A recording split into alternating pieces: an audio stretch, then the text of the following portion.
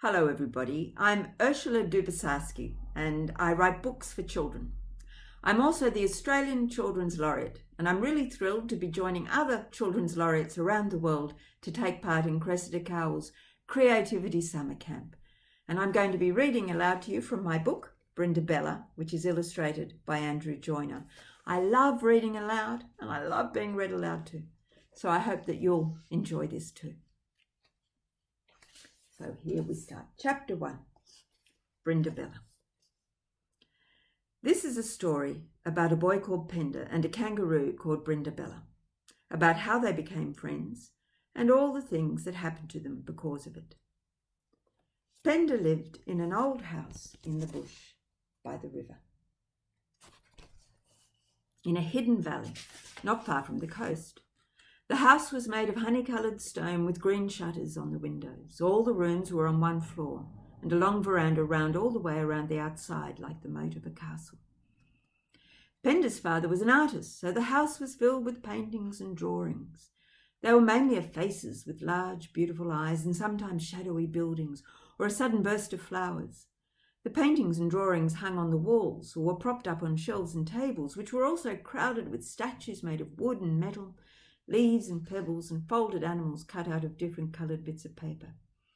At night, when it was very dark, it seemed to Penda that the whole house was filled with silent strangers. Outside the house lived a little black dog named Billy Bob. A flock of red hens led by Pertolate, the chief hen, there she is, and a grey striped cat, Ricky, who never came down from his very comfortable spot on the roof except at dinner time. Beyond the fence there were 2 black and white cows and a very old white horse who belonged to someone else. Beyond that fence there were wombats and kangaroos and possums and echidnas and quolls and galahs and cockatoos and rosellas and kookaburras and thousands of other creatures besides. When Penda and his father were inside the house, Billy Bob lay on the back step, sleepily eyeing the red hens bobbing about the yard. As soon as Penda or his father came out, he'd jump up and run around and round on his short legs in excited circles, barking, while the hens scattered for shelter in the bushes. "Calm yourself, Billy Bob," Penda's father would say. "It'll all be the same in 100 years." Penda's father had white hair and thick black-rimmed glasses. Sometimes he was not very well and needed a stick to help him when he walked. He painted his pictures in a hut on a hill above the house. Most mornings, half leaning on Penda and half leaning on his stick, he'd go to the hut with Billy Bob running alongside him. The hut used to belong to a shepherd, but all the sheep had gone a long time ago. It was just one room with a huge cobwebbed window, and there were piles of paintings stacked up carelessly on the floor. And there was a big desk covered in splotches of paint of every colour and dozens of paintbrushes of all different sizes lined up in a row. In the corner of the hut was a fireplace, and in the cold weather, Penda's father would light up the fire with twigs until the logs began to smoke and glow. Billy Bob would lie down on the mat in front of the warm flames and close his eyes, falling at once into a deep sleep. "He's dreaming," Penda's father said. "What does he dream about?" wondered Penda. "Dog dreams," said Penda's father.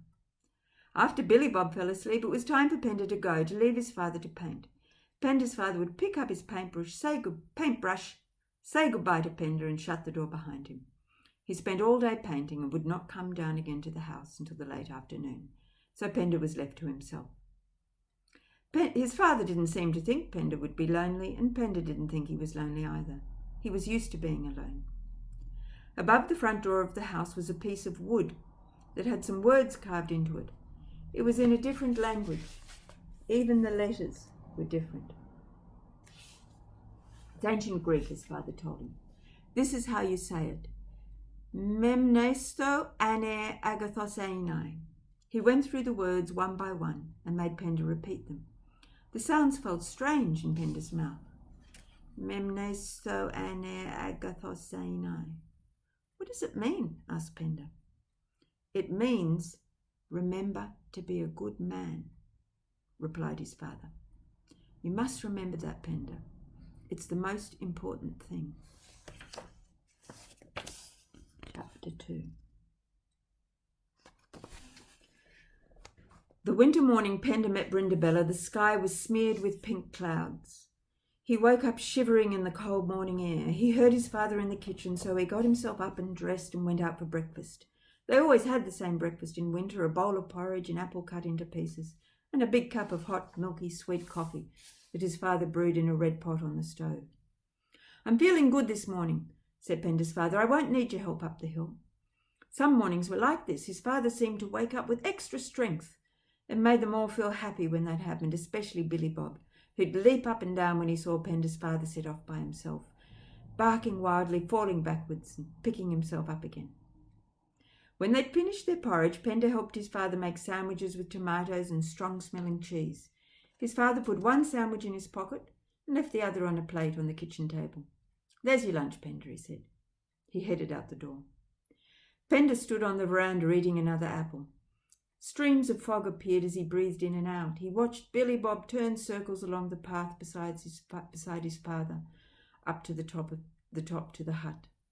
The flock of red hens came bobbing over from the hen house, making nervous cries and pecking at the grass and the patches of wild flowers. "Hello, you silly chickens," said Penda. He tossed them a bit of apple, and they rushed forward in a frenzy. There's the apple.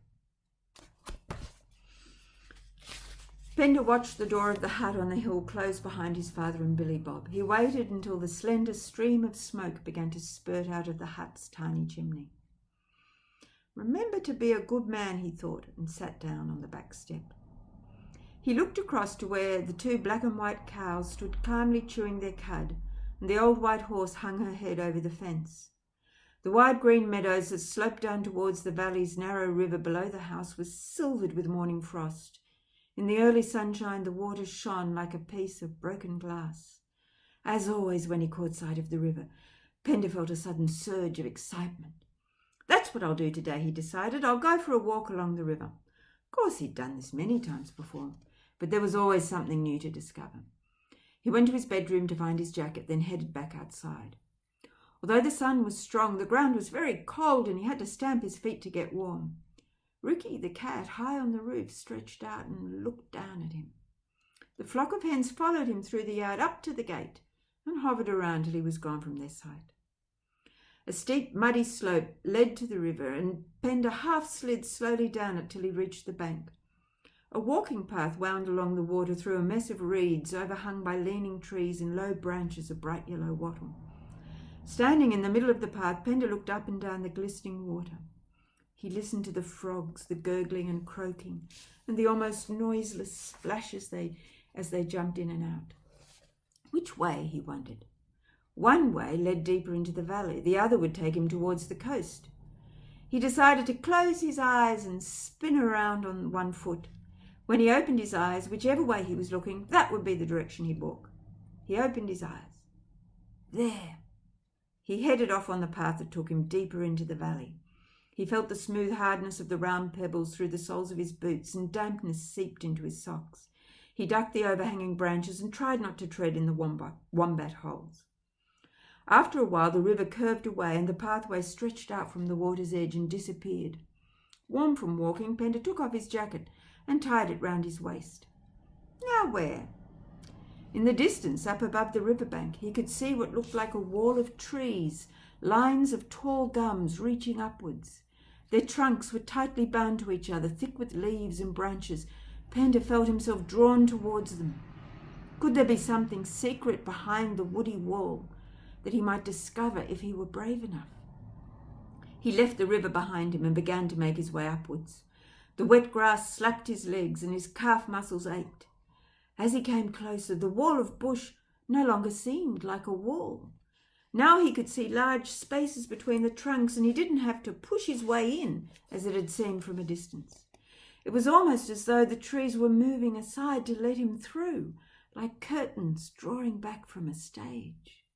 He stepped from the open sunshine into the green-grey half-darkness of the bush and stopped to catch his breath from the climb. The sun broke through the leaves above in thin glimpses, like light through high church windows. There were birds calling each other, high-curling trills and low hoots. There was a rapid humming of insects and a stirring of leaves in the light wind. Penda felt his thoughts becoming so quiet, as though the rest of the world had disappeared. Then he felt something near him move. And suddenly, bang! So that is the beginning of my book, Brindabella. I hope you enjoyed listening to me read it to you. I loved reading it to you. And please read aloud to others as much as you can and listen to other people. And you'll be able to find lots of stories to listen to on the Children's Laureate website.